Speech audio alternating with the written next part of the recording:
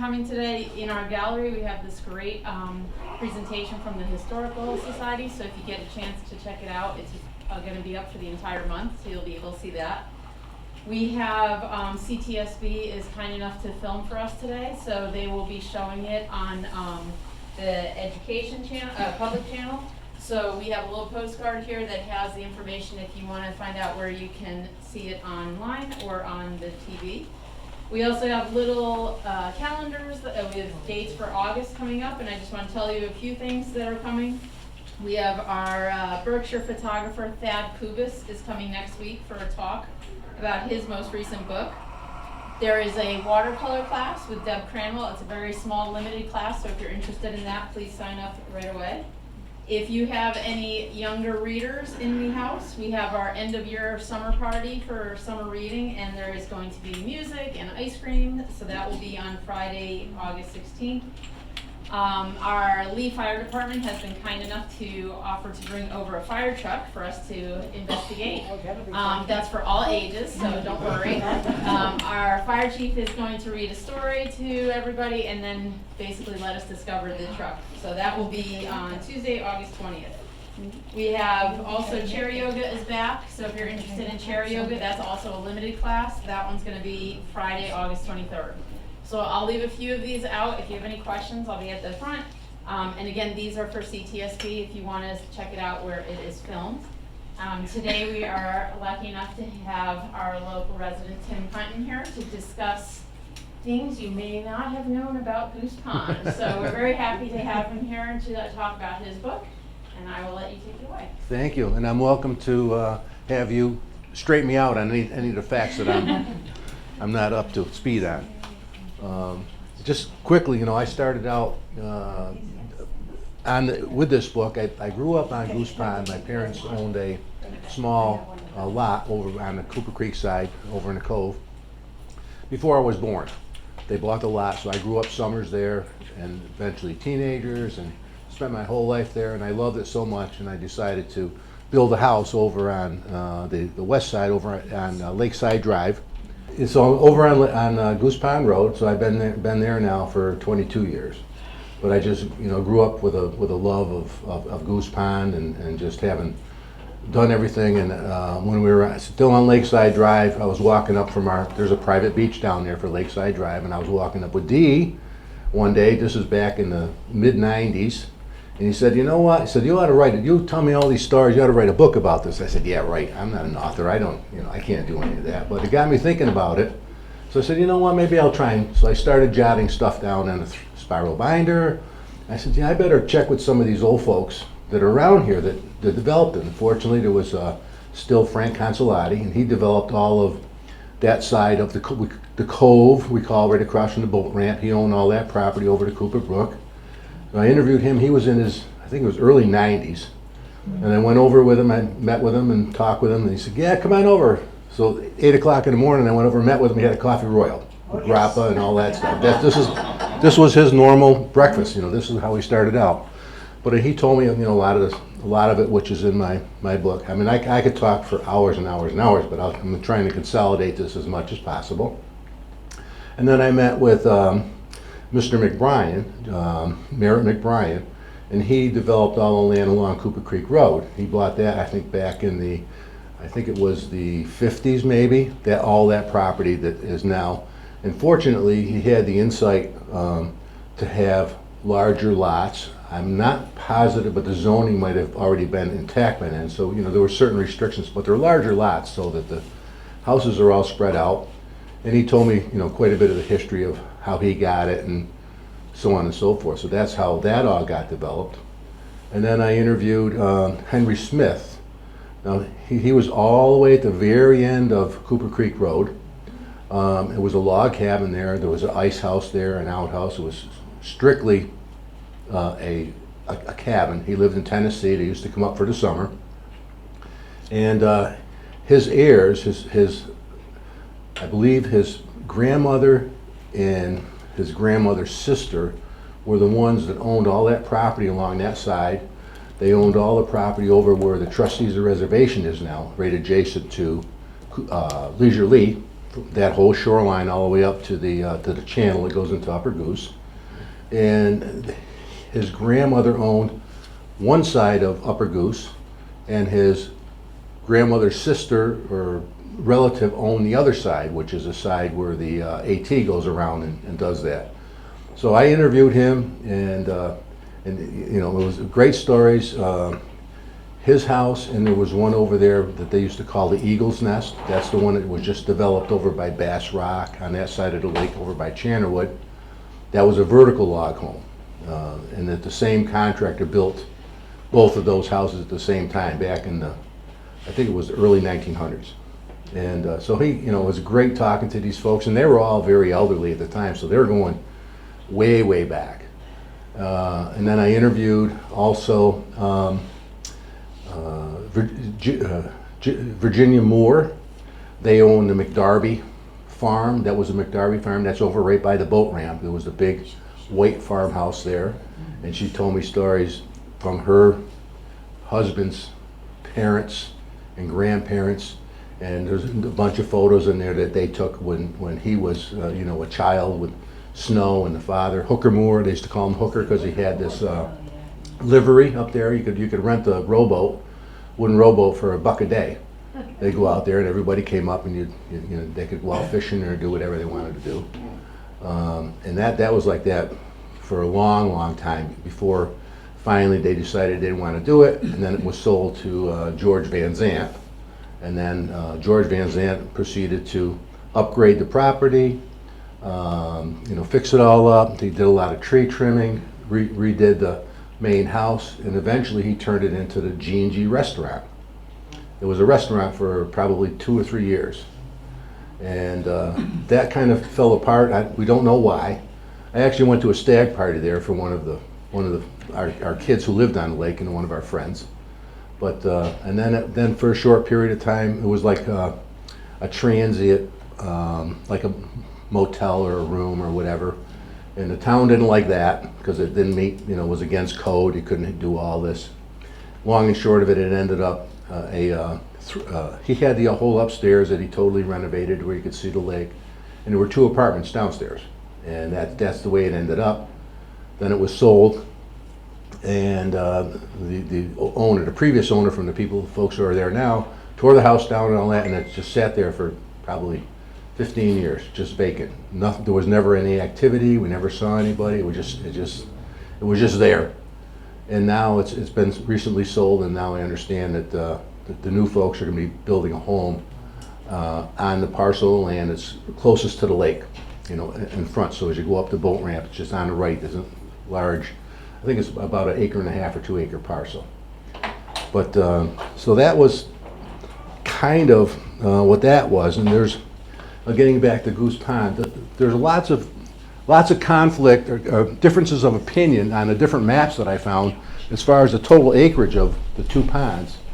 This particular one says 324 acres. And I've seen some of the maps that show it as only 250 acres. So does it have to do with the water elevations that they look at, or what? I'm not absolutely certain. But at any rate, so there is a little bit of a differences, and I don't know why, because with GPS these days and satellites, you'd think you'd be able to pin it down to the nearest square foot, but it is what it is. But there's just a little bit of a discrepancy there in the actual size of the lake. So originally, back in the 1830s, there were water rights, and I learned this from I think his name was Merwin Griffin. He was down, and he was in his late 80s or 90s when I interviewed him back in 98, 99. And he remembers going up to Upper Goose Pond from East Lee. It's down there where all the self-storage units are, out there on Route 20. And that's where their farm was. They had a farm down there, and they had a sawmill down there. So he used to, but even back then, so this would have probably at that point been around the turn of the century, maybe 1900 after that. But he remembers as a kid going up with his grandfather, going up in the winter with ox and sleigh and cutting ice out of Upper Goose, and putting it in the ice house that's still standing now, that's still on Upper Goose. It's one of the small cabins or shacks that's right there. As you go up, there's a boathouse, the first thing you come to. Then there's I'll call it the main house. They're all log. And then off to the back on the right a little bit, there's another structure that's the ice house.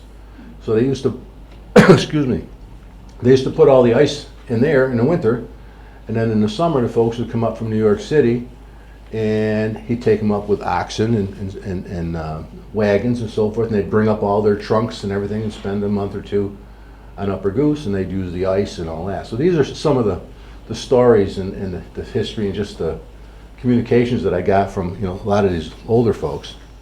But somewhere along the line, back in the 1830s, and in here there's a copy of a deed that I was able to get when the Westville River sawmill closed. That's the one that's Westville River Paper Company. That's the one that's halfway up Forest Street. That's all dilapidated now and so forth. He used to work there, and he was saying that back in this deed, it's written that around 1830 or 1835 was May was their last name, and for a while it was called Lake May at some point in the 30s.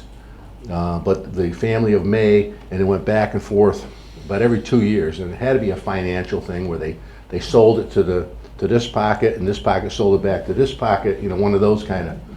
And there was they actually bought the water rights from this gentleman, and what it did is then there was a sawmill right at the original, not where the dam is now, but way out in the middle of the lake.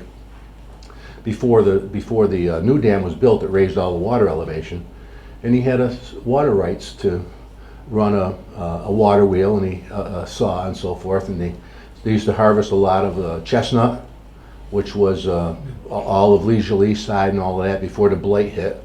That was full of chestnut, which is kind of like cedar almost. It was long lasting. They used it for fence posts and barns and all kinds of stuff. But there was actually a sawmill out there. They bought the water rights, and they raised where the dam is now. They built that current location dam around 1840, 1845. Not to the height that it is now, but that was their first attempt in capturing the water elevation, or the water rights, and the use of it to run their paper mill, as well as all the way down Forest Street. There was, I think, around 12 or 14 little smaller mills, paper mills that made paper all the way down through there with the power from the brook, with water wheels and so forth. So there was numerous small paper companies or whatever that had all this water, the water rights. So that was pretty interesting. And then around 1886 is when they raised the dam in its current position to about what it is now. And that gave them the top 18 feet of water for their rights to use. So they could actually, at the time, they could actually draw the water down by 18 feet, and they had the right to do that. And I don't know if some of you folks remember or not, but growing up in the 60s and 70s, the mill was running full bore. And they would not only use it for their paper making process, but they also had the hydroelectric plant down the bottom of the hill. That's that brick structure right on the corner of Forest Street, just as you turn up. And I mean, it was a beautiful building. Unfortunately, the owners who own it now just let it go. They never did it. The roof's caving in, and it's terrible. I always thought it would be I thought it'd be a really neat place to have a restaurant. The main thing, because the turbines were all still there right in the middle. You could set up a table on the turbines, and it would be just a kind of a neat conversation piece. Put an addition on the back for a kitchen and all that. And this is right next to the outlet villages. It was right there. And at one point, I don't know if you know, there was a trolley line that went from Lee down to Chester. Huckleberry line. And the Huckleberry line, exactly. Wow. Yeah. And that my understanding is it never It never really got into operation, but they had a lot of the track in place and a lot of the base and so forth.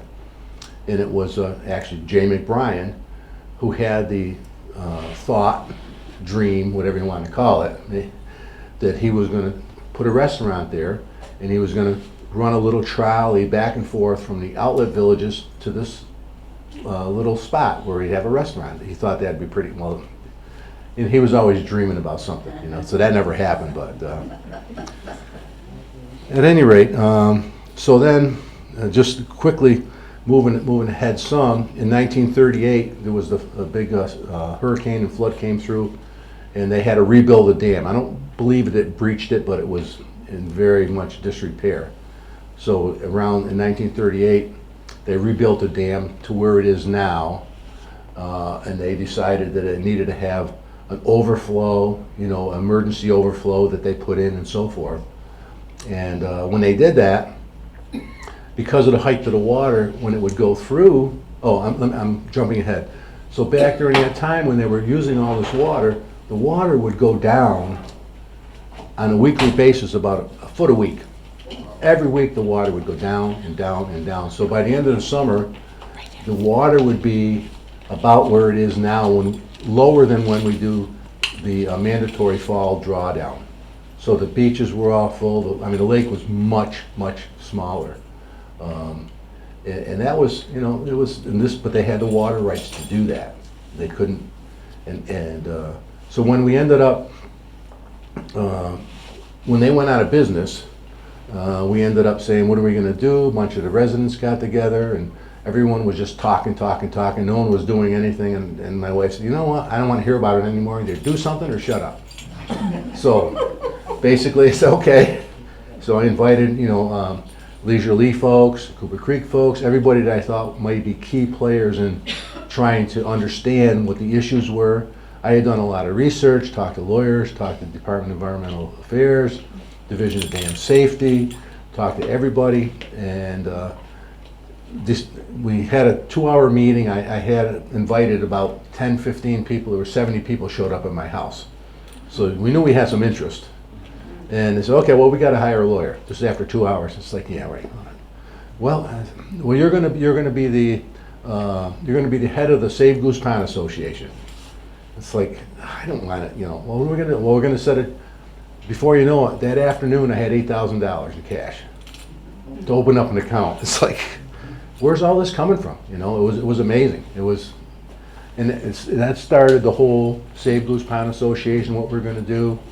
And I called Division of Dam Safety and Department of Environmental Affairs, and basically they said, well, they can't force anybody to invest monies into a private entity that doesn't necessarily profit them directly. Well, the mill was closed. They had no desire to do anything with the dam. They were basically trying to walk away from it. They tried. What was that? I'm sorry? What year was that? That was around between 1990 and 1994. That's when all of this transpired, when they wanted to get rid of it. At one point they said, we'll sell you the dam, we'll sell you the mill, we'll sell you all the property. That's the 100 acres that's for sale now. Everything for $250,000. And it's like, no, all we want to do is protect the lake. This is what our goal was, is to preserve the lake. What are we going to do with all this property? Plus there was all the environmental issues with the mill. There was lagoons up there. They said no. And then a couple people wanted to buy the power plant. They thought you could just, we won't have to pay for electricity anymore. No, you don't run a wire from here to your house. You know, you got and then you got maintenance. So I looked into what they were paying for it, what the cost of electricity was. And, you know, you'd have to hire somebody to run it. And if there's an issue or something happens in the middle of the night where a tree comes down, knocks the wires down, somebody's got to go down and shut it. Anyway, that was like, no, that's not going to happen.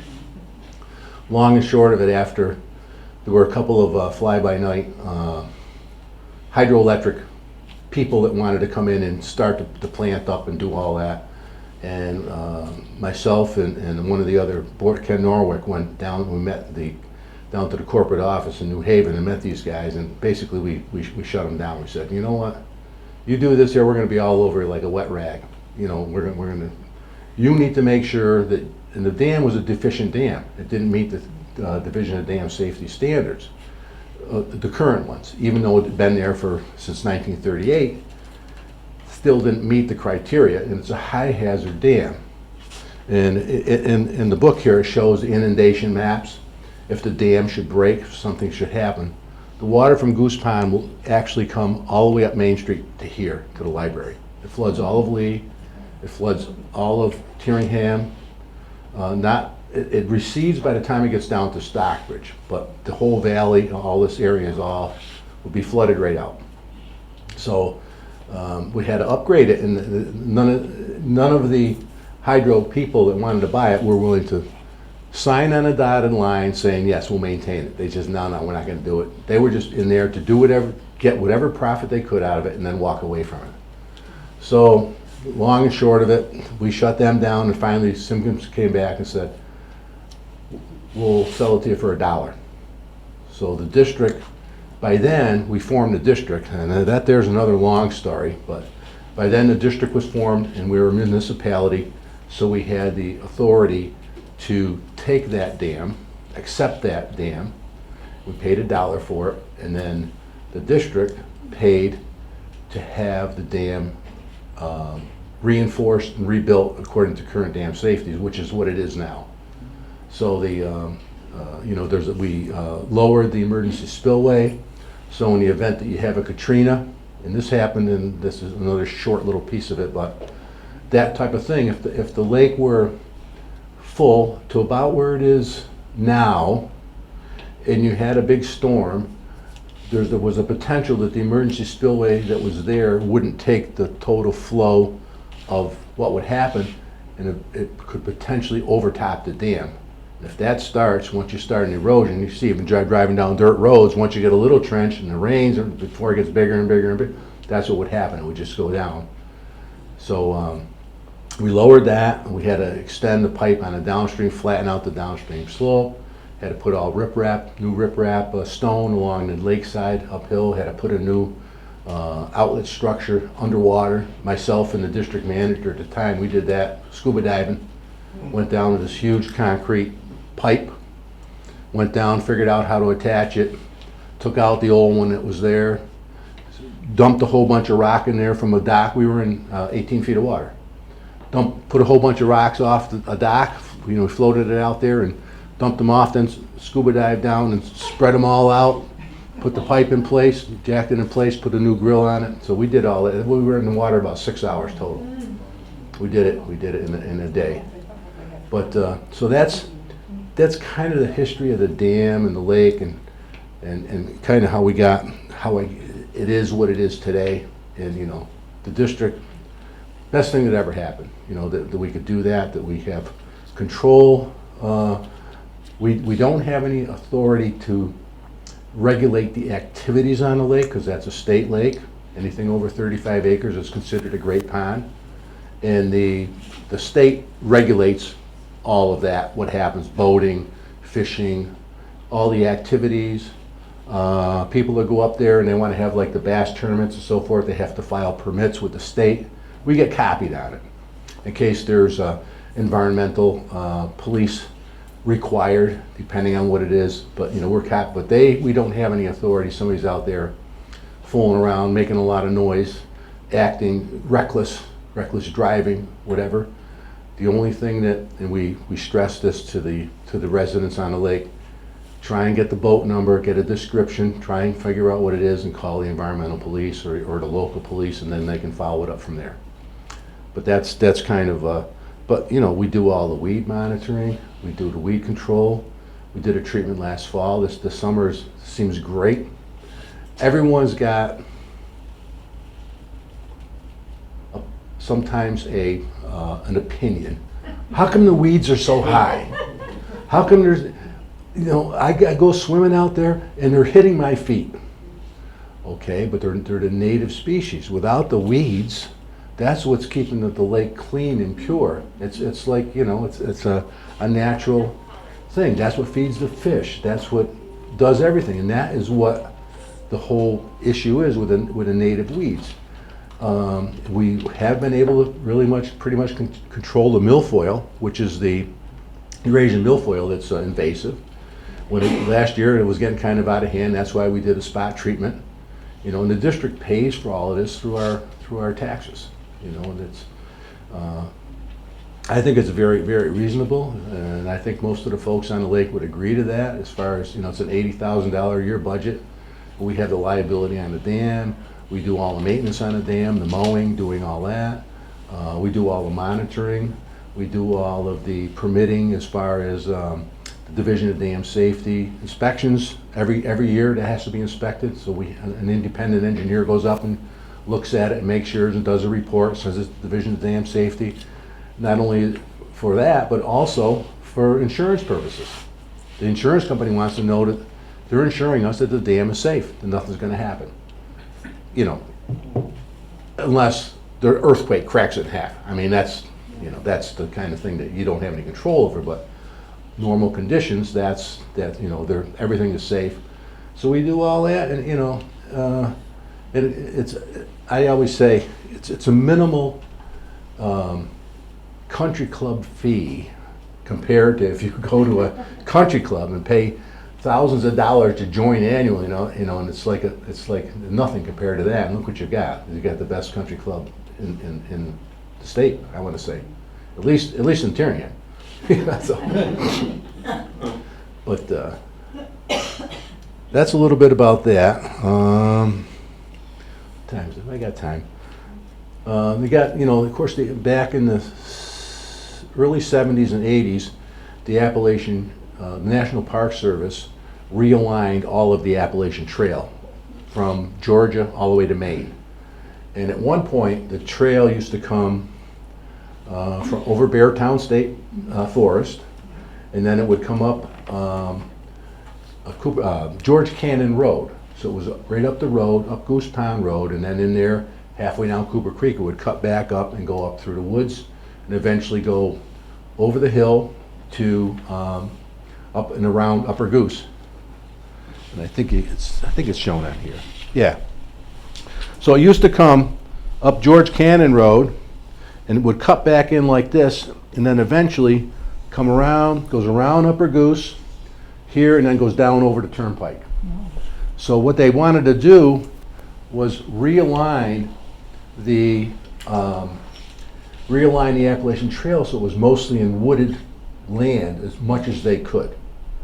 So as part of that, the national park, I believe they took by eminent domain the property around Upper Goose from Henry Smith's families and heirs, the ones that owned all that. And the folks that are still on Upper Goose were able to get I think it was like 100-year use of that cabin as long as it stayed in the family. So that's about 50 years, so they got another 50 years to go. You know, as long as it stays, and they go up there in the summer for a month or something like that, and the only access is I see them go down to the public boat ramp with their little aluminum boat and stuff, and they see them coming up with supplies, and they bring them up. What's that? They come by us too. Yeah, well, it's closer, right? So they realign the Appalachian Trail, and as part of that, they have the little cabin that's up there now for the through hikers, where if somebody's been on the trail for numerous days and sitting in a tent or whatever, and it's, you know, they can stop there. I understand there's like 18 bunks in there that they can accommodate, that folks can sleep there overnight. But and then, you know, and I'm trying to remember if it was Thumbnails or one of the books or one of the folks that wrote about the Appalachian Trail, there's only like 3 or 4 of these huts on the entire trail that you can spend, that actually a hut or a place that you can stay overnight. Isn't there one at Mount Adams? The question was Mount Adams, where's that? I mean, Mount Greylock, I mean. Mount Greylock. Yeah, there might be one up there. Yeah. Yep. And then it's a matter of supposedly it's one of the nicest spots on the Appalachian Trail. One of a few that is written up in a book. Someone that's hiked the entire trail, just because it's, you know, it's so quaint. It's very quiet. It's all national park. There are no houses around it. It's very, You know, and there were years ago when they tried to put up a sign saying a 5-mile speed limit and all that, which was, as it turns out, totally illegal because it's a great pond. Considering it's a great pond under the state, it's a 45-mile-an-hour restriction on the lake. You can't go more than 45 miles an hour. But most people that go up there are very cognizant of the environment and so forth. And I you know, since the past 10, 15 years, I've never seen anybody up there speeding around. I don't go up there that often, 4 or 5 times a summer, but very quiet. A lot of kayakers. There's, you know, a couple folks go up there, park their pontoon boats or whatever, and party and have a good time, and that's okay. They're not. In my opinion, they're not hurting anything. You know, it's fine. But so I talked about. Oh, then on Upper Goose, I remember, you know, the island that's up there. I remember as a kid when there was no trees, no vegetation or anything on that island, and there's a concrete monument out on, I call it a monument, concrete pedestal out on the island, and I always thought it was like a marker for the town because the Lee and Tyringham cuts Goose Pond kind of in half. I'm surprised it's not shown on here, but it comes from here and cuts across like this and comes back across. That's the town line. So this might even be Beckett, I'm not sure, but Tyringham, Lee. Well, as it turns out, and I found this out having spoken with Mr. Smith, Henry Smith, that the folks who still have the cabin there, their heirs, they used to go out and they'd set a telescope up out there because they were you know, just the amateur astronomers. And even like back before the turnpike was built and all that, there's no, what do they call it, exterior light that would affect anything. There's no cities or lights. And you're in the middle of the lake, so your angles that you could see so much was, you know, just amazing. And now it's, you know, it's grown up and there's trees there and it is what it is. But again, I remember when there weren't any trees at all on the island. Let's see. Then Consolates, I talked a little bit about that. That was that whole cove portion of it. He bought it with a investor back in the 40s, and he started selling off little lots all along there. This is like down across from the boat ramp. This is that whole side of, before you get to the Cooper Creek brook. He owned all of that property, and he started selling them off. Well, Frank Consolati, he was a banker and an insurance. In fact, the insurance company's still on Main Street down here. I think it's his nephew or whatever. Anyway, started selling off, and he had all his buddies because he was from Little Italy down here, up off of Marble Street, Lois Street, Margaret Street, down behind the Big Y. That was Little Italy. All the Italians moved in there. The Solisas, Buffonis, all of those lived all down on that section of town. So everybody said, hey, geez, yeah, you know, hey, come on up here and help me clear some of these lots. I'll give you a deal on a piece of property. So before you know it, there was Solis, then there was Trevelyan, Consolati, Briganti, Biecco was the next one down there, and then there was Father Boyle. I don't know where he came from, but he was the next one in there. And then there was Scaramuzzi, Piscatella, all the way down through to Menin, Puntin, what the heck was his name? Santolin, and then way down by the brook was another Aberhalden. And I don't know where that came from either, but that became Spaghetti Cove because of all the Italian. Right? That they named it Spaghetti Cove, and it's, you know. But that's a. And I talked about Cooper Creek Road, the development, Lakeside Drive. That was in the late 60s and 70s when they developed all that side of the lake along Lakeside Drive, where you are, Vicki. That side there, and so there was the house that actually your neighbor was a model home, was Naomi's house. That was the model home for the Goose Lake Development Company. And he started selling off lots, and they were very small lots. You know, they were only like 30 or 40 feet wide. So it got to the point where people wanted more, so they were splitting lots in half, and they'd buy you know, to make them larger and one thing and another, but that whole thing got developed that way. And some of the houses there were barracks that were dismantled from Westover, old barracks. And the folks, they say, hey, you want this, you can come and get rid of it. So they go in there and they somehow cut them up, panelize them, and bring them up there to Stewart's. That was one. I don't think yours was. Nope. Maybe, I know, I think Abbott's was. It's Abbott's now, because they went to rebuild it, and the contractor, they wanted to add a second story. The contractor got in there, opened up the walls, and found out instead of taking a section of wall this way, they came in and they cut it in half like this, and then put it back together. It's like, no, this isn't going to hold the second floor. But so a lot of the houses down through there, and that's when that all got developed. And that's when there was the 4 or 5 lots off road, weren't lakefront, and that's when I said, I wonder if these are still available. So I got a hold of the developer. He goes, oh no, they're still available. So it was, I think it cost me $3,000 or $4,000 to buy the lot. Not lakefront, off lake. And then there were 4 other lots. I could have bought that whole side all the way down to the boat ramp for $10,000. When I was 20 years old, it's like, yeah, I want to build a house. I don't want to buy land, you know. In hindsight, you think about it. But that's Lakeside Drive was developed. And of course, the McDarby Farm, that was the original Moore, Joe Moore, Hooker Moore.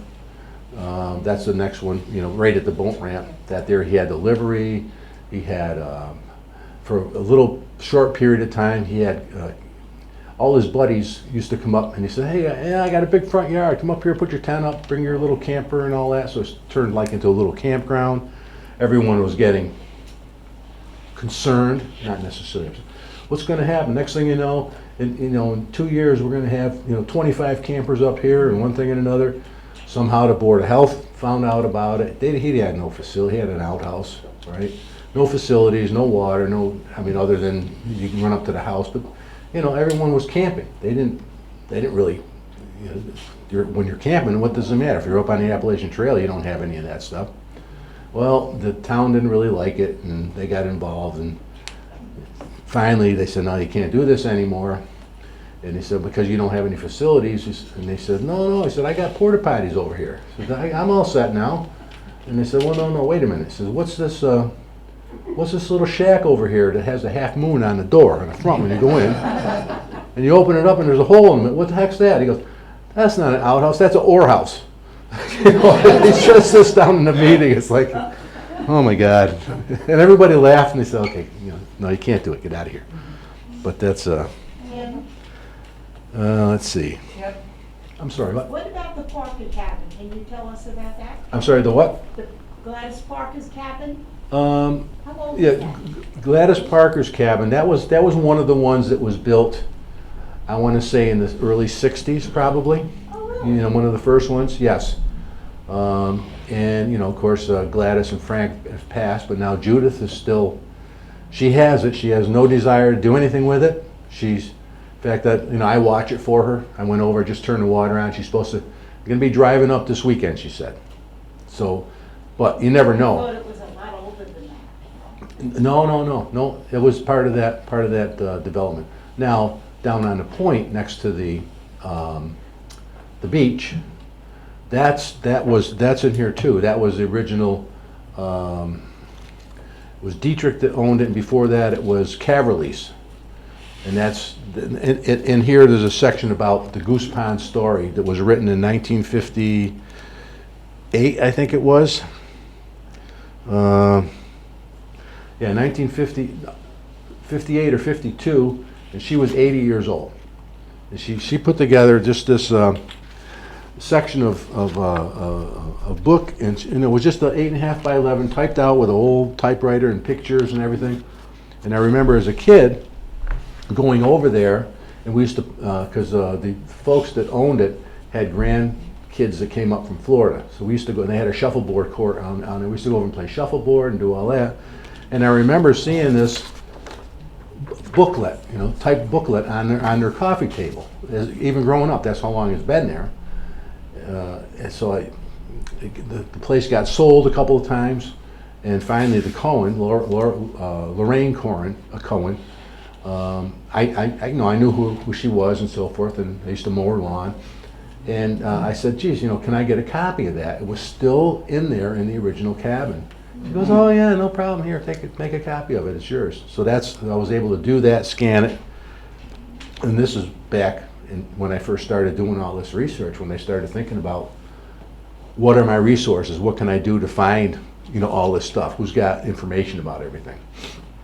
So, but that was old. That one there was in the early 1900s when that was developed, and there was that one, and then there was also where Bruce and Penny Ween are. That was the second. There was a brother and sister, cousins or something that owned those two houses, and they used to have a crank phone in the house, probably with a magneto. There was no phone service between the two houses.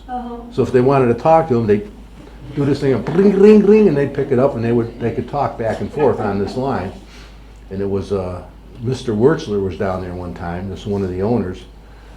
He was trying to improve the beach a little bit, and he was down there with a rototiller stirring up all the sand, and he cut the wire. He ran right over it. So that was the end of that phone. Moving along the other side, back over to Channerwood side. That was the early 1900s.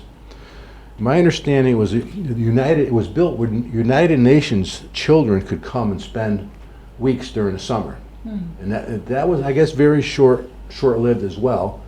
And then eventually, yeah. They had a restaurant there. This was third generation past all this. Yes, exactly. And then it turned into this. I don't know which it wasn't. It was like a B&B, but it wasn't. It was just like a place, and they had, I think, 18 or 20 little cabins spread out all the way up the hill, all around, and folks would come there, and it was. I've got a brochure in here, just before they closed. What it said. I mean, it was like reasonable. It was a 8x8 cabin with a bed in it. I mean, that was it. And up at the main house is where they'd have breakfast, lunch, and dinner. They used to serve that, and it's a room that's as big as this. They had tables set up and so forth, and I still remember as a kid, that was like our church bell. So you'd hear it in the morning, ding ding ding ding, the dinner or the lunch, ring the bell for breakfast. And at noon, ding ding ding, oh, we better go home and have lunch. 5 o'clock at night, ding ding, time to go home, and we could hear it all over the lake. It was, a big old brass bell. What's there now? It's private. It's a private home. They've put thousands and thousands and tens of thousands of dollars into not only the house, but the landscaping and everything around it. They have full-time groundskeepers that go up there all the time and maintain it and do all kinds of stuff. But that was interesting. And then what it was a lot of the Boston Symphony Orchestra players, they'd come to Tanglewood in the summer, so they were always looking for a place to stay. A number of them would go there and stay at Channerwood, and eventually they came to love Goose Pond and all of that, and a few folks have actually built their homes. There was Wertzler, what was his name? Bela Wertzler was one of them. And Bo Huang, he just sold. He retired from the BSO, and there was a few other ones that bought houses around the lake and built houses as their summer BSO retreats or homes or whatever. So that's what that was. And then after that, just before the current owner bought it, it was a restaurant for a short period of time. And I think the name was Champion or Champlain or something like that. I thought it was a sheik that lived down in Lake that owned that restaurant. Maybe.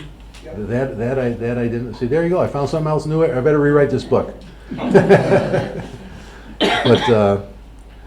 and then it ended up going bankrupt. And the rumors that I heard, he was involved somehow with the mafia in Springfield, and something happened, whatever. Somehow he got an offer he couldn't refuse, or something. I don't know. So he ended up selling it. But there's very few, even now, just talking about selling, very few properties on the lake. Bohuang's just sold, right? That went for 700,000 off lake, modest 3-bedroom, not a chalet, but open plan. It's not a super fancy wall, finished walls. There was that one, and of course the one that they've been working on for 5 years now over there by Chandlerwood, this side of Chandlerwood. I don't know.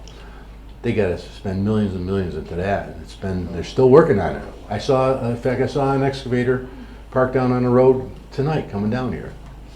And then over at Bass Rock, which is Jansamini's, that's under contract that I understand. That's $5 million. 35 acres, 800 feet of shorefront. But there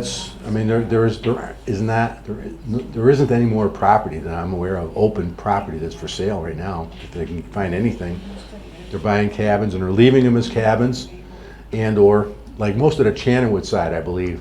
I can't imagine anyone would ever, except for Jansamini's, because you can get to it. But all the other cabins, I don't know how you'd ever use them in the winter, year round. Certainly we see folks over there ice fishing and doing all that in the winter. They go over there and for the day they go inside, light a fire inside, get out of the elements, but that's pretty much it. Leisure Lee, that was a 1960s, 70s development, and I remember when we went over one night. A buddy of mine and I was probably 11, 12 years old.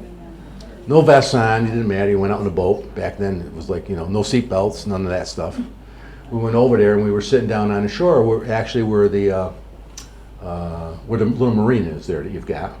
And they were clearing the road up the hill, and they had huge fires going. They were burning all the brush from opening that up. But that all developed around that time, and it's I think they were smaller lots at one point, and then eventually people were buying the next one, their neighbors and this one, and trying to keep things going. And then where the Trustees of Reservation is now, that's just between Leisure Lee and the channel to Upper Goose. That was also Henry Smith's property, and he sold it with restrictions, conservation restrictions, to somebody, and they went in and ignored it and ended up logging that whole side in there against the deed and the sale agreement and everything. I don't know the facts, whether he had to sue them or whatever, but he got the property back. And that's when and again, I don't know if he sold it or donated it to the Trustees of Reservation. So that's now preservation property, all that there. And that was huge with chestnut trees. In fact, I went over there years ago and got some nice, like, split rail fence type logs, like this big around, all chestnut. Built some fences around my house, went in there. They're all on the ground. They're dead, basically. But because they're chestnut, they're like cedar, they last forever. Drag them down out of the woods, throw them in the lake, hook a rope on them, take them home with the boat, drag them home, and bring them up, and did stuff with them. I made table legs out of it, like a trestle table, and some split rail fence, and all kinds of good stuff. But there's another really interesting thing, just because of the preservation. You've got all of National Park Upper Goose, and you've got all of the trustees, and now just past Atfel's, Bill and Ellen's, is Bill Dunleavy, and he owns from there all the way up to the channel on that side, and he has no interest or desire or to do anything as far as developing that, or he's just going to keep it the way it is. So that whole upper end is always going to be in preservation, if you will, which is a great thing. What about the Indian burial ground? I have never seen that. Now, Bill Dunleavy has actually seen it, and I know a number of people. There's it's a single mound. It's between Lower Goose and Upper Goose on the right side as you're going to Upper Goose. In there, and I looked at it. I looked for it a number of times, and apparently I wasn't looking in the right spot. Well, we were out hiking in the snow. Yep. And all of a sudden there were these gravestones in the ground. No kidding. Right? Well, I got to take a walk right up there. When you first go into the channel. Yep. right there on the right Like side. headstones actually sticking up or laying down Well, flat? they were laying down flat, but the names and dates were carved into them. Wow. And I thought, oh my God, we're walking on people's graves. Oh, geez, that's interesting. I wish I'd paid more attention to that and got that in there. I talk about it only from what I've heard people telling me about it. And there were a few catastrophes on the lake, folks that drowned and so forth over the years. I got an article that my mother kept from, I think in 1958, it was a Reagan. I don't know what happened, but I remember it was raining like it was yesterday, and I don't know if it was the first response or whatever they called them back then, and they were dragging him up the lake with boats in scuba gear. They were, searching for him. Eventually, he appeared. Conservation restriction. There's a parcel of land over on the end of Lakeside Drive, and the gentleman bought it to protect his property because he didn't want somebody else building across from it, and he was in a financial situation to be able to do that. But he wanted to put it in some type of a restriction. This is Joe Hearn, right? That property behind him up over the hill, and that goes from there all the way down to Forest Street. It's about 8 or 10 acres. It's a big chunk. And he wanted to keep that in perpetuity, in preservation, so nobody could do anything other than you could walk on it, hike on it, for the public. And he went to a bunch of the conservation people in Lee and Terringham and Berkshire County. No one wanted anything to do with it. So I said, wait a minute. So we're a municipality. I said we can do this restriction, conservation or it's a building restriction. So we can do that as a municipality. So he took care of all the legal ends of it, got all the documents done, so on and so forth. And it was, for some reason, and I think it might have been for tax purposes, I'm not positive, he had to have it registered in the Registry of Deeds by the 31st of December. So on the 31st of December, I drove down to Springfield, Chicopee, and I met his lawyer coming up from Chicopee. She gave me all the paperwork, and I took it up to the Registry of Deeds. I got in there 5 minutes before they closed. So he got his benefit, and we got the 100-year building restriction on the property. But and that, does anybody that I'm kind of rambling a little bit and trying to give you highlights of stuff. Is there anything specific that anybody? Oh, okay, yes. Let's start with you. I think you suggested this, but is the fact that there's no housing other than the small buildings you mentioned on Upper Goose a function of conservation or town zoning or both? National Park. National Park Service owns all that property. They own it? They own it, Okay. yep. Thank you. Yes. For those of us who aren't as familiar as others about it, can you go to the map and sort of show where the dam and the sawmill and maybe move around the outside and point to different Sure. things you've talked about so we can get a feel for where they are? Yeah, well, the dam's down here, and Forest Street comes up from Route 20 like this. The boat ramp is right here, Okay. and this is Lakeside Drive over here on this side. Comes over like this. And if you go past where you go to the boat ramp, you go around a real sharp corner. That's Goose Pond Road, that's right here. And this comes down Cooper Creek Road all along this side of the lake.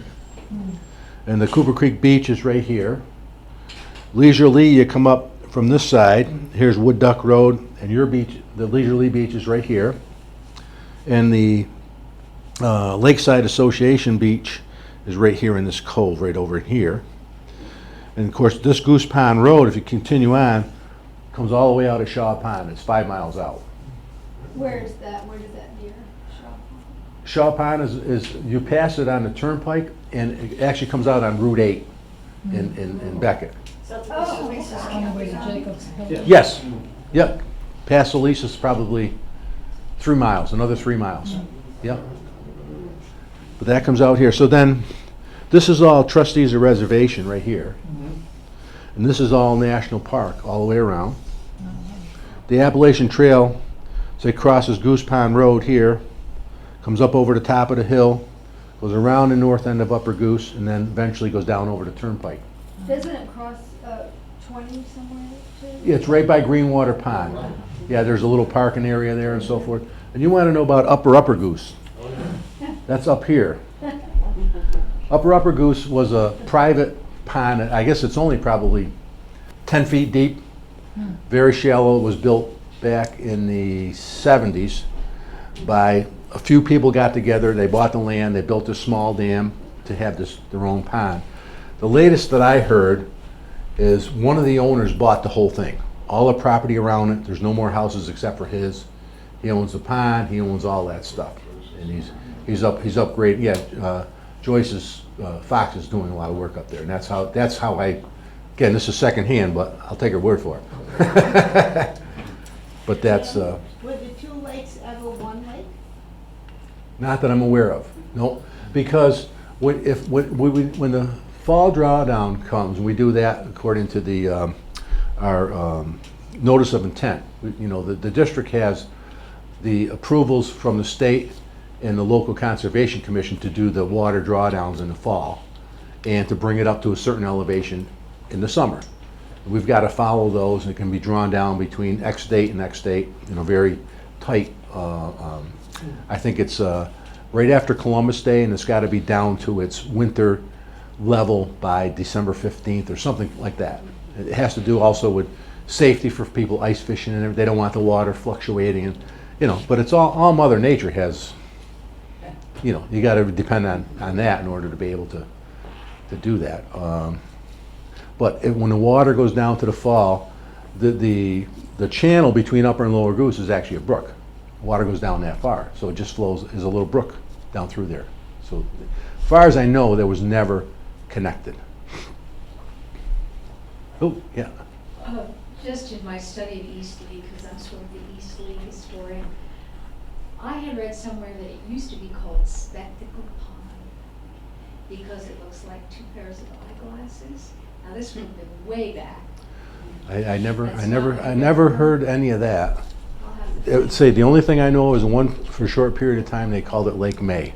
Well, yes, because of the May Big- brothers. big and May that's the brothers. big mansion down Yes. on Yep. Forest Street. But Yeah, yeah, but this would have been way before that. but there is still a Spectacle Pond someplace in Beckett. Otis. Otis? Yeah. There you go. But I never heard that. Yeah. Where's the mansion you're talking about? It's on Route 20 and and Forest Street by, on the west side, there is the power station, and across Forest Street. across Forest Street, there is a big mansion there. It used to be apartments. It's just been repurchased. Forest Street, did I say Walker? Yeah, I'm Forest sorry, Forest Street. Street. It's a big yellow house. Yeah. There's all new mailboxes right there, right by the driveway. Yeah, And Kathy, Fork Fork used to, yeah, Fork used to own it. for a while. She sold it a couple of years ago. and Yeah. She had apartments in there, and now it's going to be. Well, Mrs. Bork was the last owner. Yes, Kathy. And it was the two brothers, and they each had two sides, and they were mirrors. The houses were complete mirrors of the other. And we were saying, going from pocket to pocket, that's probably what was going on, one brother to the other brother. Maybe. Yeah, it could be. Yeah. Could be. Could be. Over on Leisure Lee side, the lake is pretty deep. Yeah. Really deep. And was it ever a quarry? The only evidence that I'm aware of at one point is right over by Cooper Creek Beach. Out a ways, there was and I've looked for it a bunch of times, even scuba diving, I can never find it, but they say that there was one hole out there that was probably just about 80 feet deep. So like 40 feet deeper than the bottom of the lake. And I've talked to a bunch of people that have depth finders and all that, and they wanted to go out, and they forget about it or something and try and find it, but I that's, never found it. no? The deepest I saw was in the 40s. Yeah. Because the deepest part of the lake that I know of is right over there, just by Leisure Lee, just south of that, but where Bass Rock is and everything. I was down there scuba diving, I put it was 52 feet at one point. But, Jim, Is there a public right of access to the trustee of reservations property? Yes, it's down on Route 20. You go out East Lee, about a mile maybe up past Forest Street, and it's called, Donato, what is it? Donato, There you go. yeah. It's a little parking area right there on the right, and you can go up. And there's a map of it in here too. It's not very far from Leisure Lake. No. Yep. Did the Caucus family ever own some property at the lake? Not that I'm aware of. I know they had a place in Tyringham, Oh. down on Main the Street. lake. Not that I know of, no. They said that parcel that was all the way in the back. From the that ridge, empty park. that green grass from the ramp, to the left of the ramp. You had described it earlier as a booming On house. the other side of the, Yeah, at the boat ramp. Yeah, Yeah, that wasn't his property. no. Well, it's 5. Is there anything else? I need a book. I got it. There's books up here, so we're good to go. But I got a short story. It's about a 2-minute story. I've lived, my last name's Friend, Mariana. Lived So right this is a story to make your crest leap and give you poos skimples. It's a story for Feebolk and Biggletoe Pete. That's wee folk and bigger people too. Story about Cinderella, who lived in her big hard house with her mean old mepstother and 2 sissy uglers. They made Cinderella do all the wordy dirk while they sat around cheating accolades and magging Rita-zines. And one day when Cinderella was in the kitchen flopping the more, the 2 sissy uglers came in and said, "Guess what? The Prancem Hints is brewing a fancy thresh draw and you're invited. It's too bad you can't go." So she went back into the kitchen with ears in her ties. And she was just about to chickasee a frickin' when suddenly there was a blinding lash of light, and who was standing beside her but a feudable Barry. She said, "Who are you?" She said, "I'm your Mary Fudguther." She says, "Oh, well, may I go to the ball? That's quite a wish, but okay." So she waved the magic wand, and suddenly Cinderella was transformed into a babishing Rudy. She had on a long white gap and sound, and on her feet were two tiny sass clippers. She says, "You may go now, much of us promised to be home by midnight." So when she casted a camo, that's came to the castle, the first Pooteeples ran into her, the 2 sissy uglers. She said, so they introduced her to the Prancem Hints. The Prancem Hints said, "You're so beautiful, you remind me of Beep and Slooty." So he was just about to ask for her main in handage when suddenly the strike swelled and Cinderella banned from the brawl. But as she did, one of the sass clippers flipped from her soot. So the Prancem Hints picked it up and said, "All I have to do is find the woman who soots this flipper sis, and I'll know whom I've long and fub." So the next day he went from house to house. Can't turn that around. So when he came to the Cinder house, the relative, he knocked on the door. Who should come to the door but the 2 sissy uglers? He said, "I'm looking for the woman who soots this flipper sits," but of course their beat were too thick. And then it was Cinderella's turn, and guess what? The flipper sitted perfectly, and they're married and happily ever after.